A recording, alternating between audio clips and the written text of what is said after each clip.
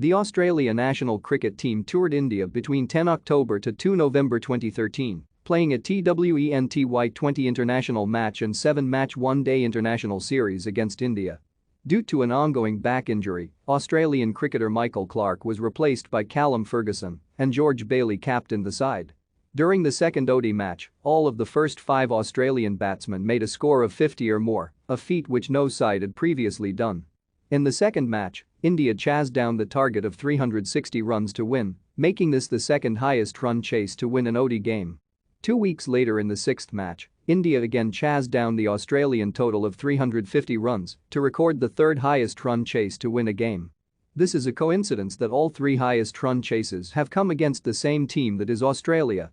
In the seventh and final match, Indian batsman Rohit Sharma became the third man to make a double century in ODI cricket when he scored 209 from 158 balls. Thank you for watching. Like and subscribe if you would like to view more of our videos. Have a nice day.